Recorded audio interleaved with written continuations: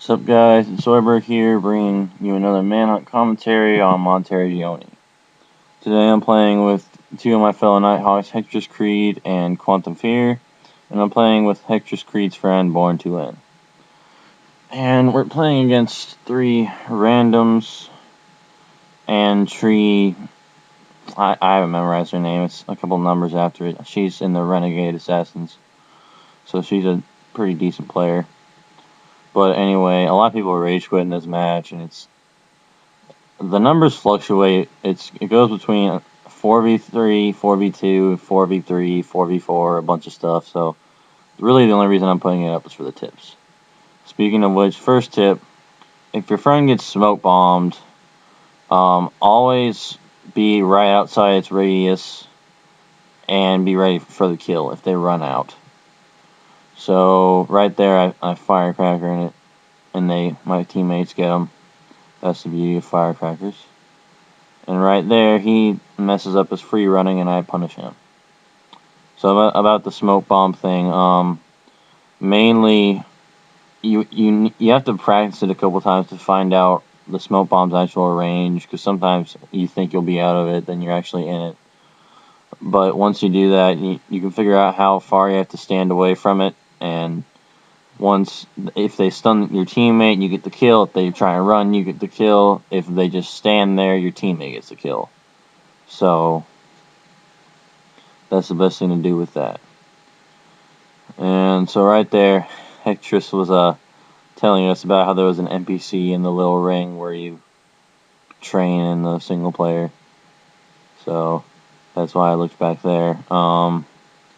This dude just runs away, so I'm going for the other guy who's at the top right. And Hectress decides to aerial the NPC that's in the training ring. He thought that was really amusing, so I, on the other hand, am going to firecracker this dude and kill him. Because here's a tip about firecrackers. If the dude in the blend group has smoke bomb, here's what they're going to do. You firecracker them, they're going to smoke, you'll be out of it, they'll run right towards you. Occasionally they'll run like away from you, like they did in this video at the beginning, but that's a rarity. Usually they'll run straight at you because they can't see, and it's impossible to tell where your pursuer was coming from unless you saw him, and then you want to run the opposite direction. So yeah, sometimes they'll run the opposite direction, but usually they'll run the same direction as you're going.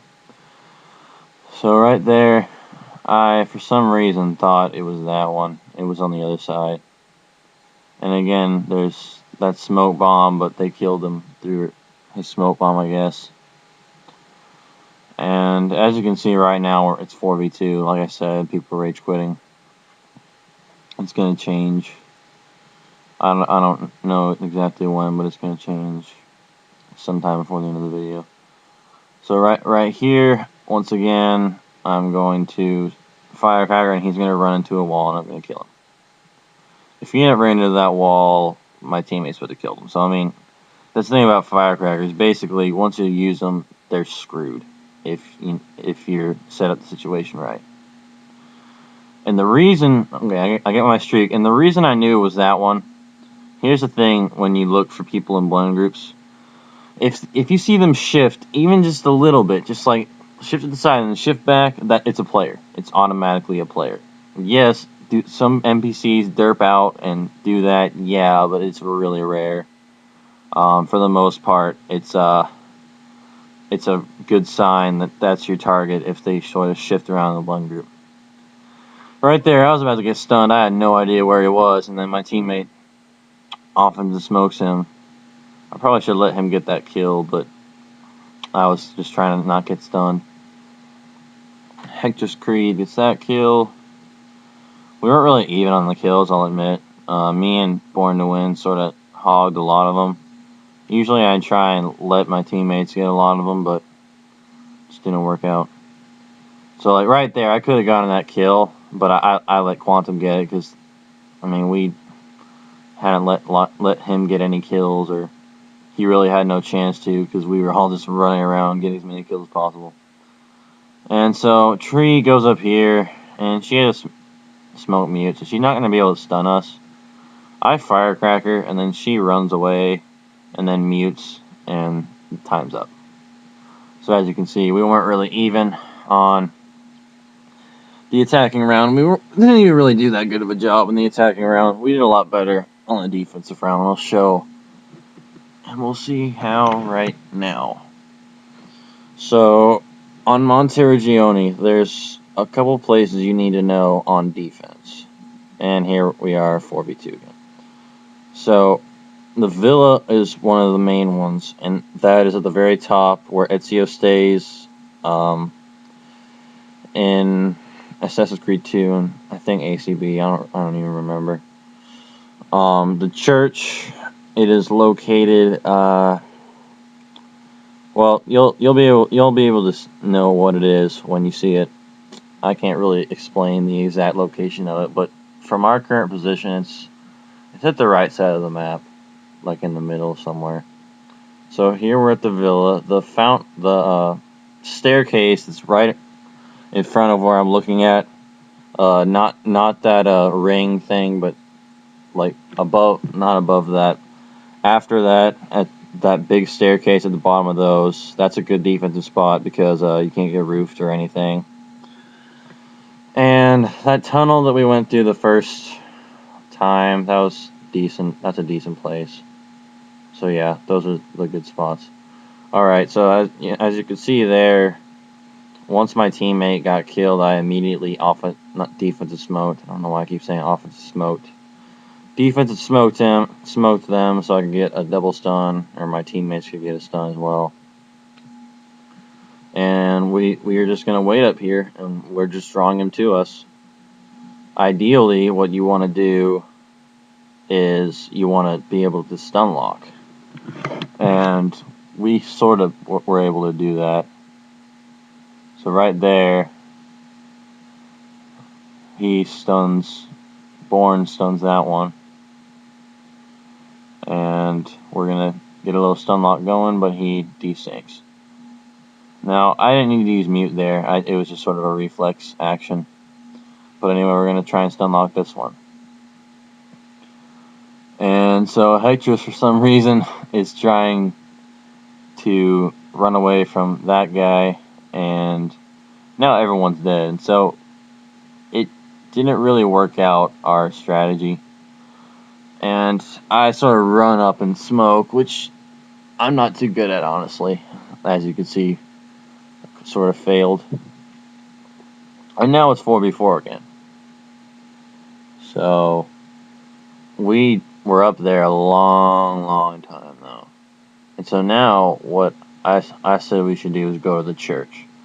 If I had to pick one, the church would probably be my favorite hiding spot on this map. Also, as a side tip, to not close chase breakers, you want to stutter step, and what stutters, and some people call it dino walking. It's not really dino walking, but anyway, you just sort of you hold RT. You don't hold RT. You sort of like press it once, and then you alternate pressing it and not pressing it, and you'll go through chase breakers without them closing. Just as a little side tip. Anyway, the church is probably my favorite defensive spot, just because once you stun them, like out here, the good thing about it is a lot of blend groups go through this particular area, and when there's a lot of blend groups, it makes it a lot easier to stun people.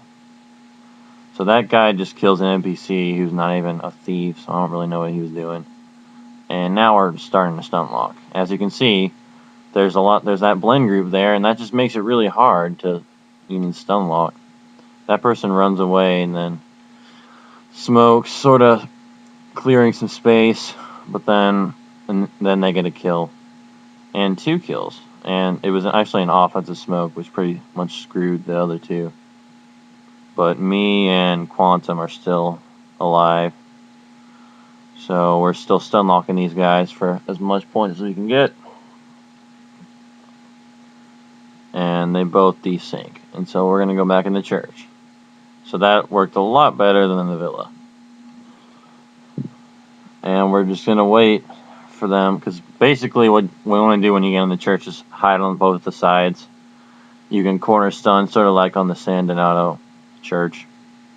Except in this one, there's no persona, so I mean, you have to rely on abilities or corner stuns. You can't like trick them or something. I mean, they're gonna know you're in there.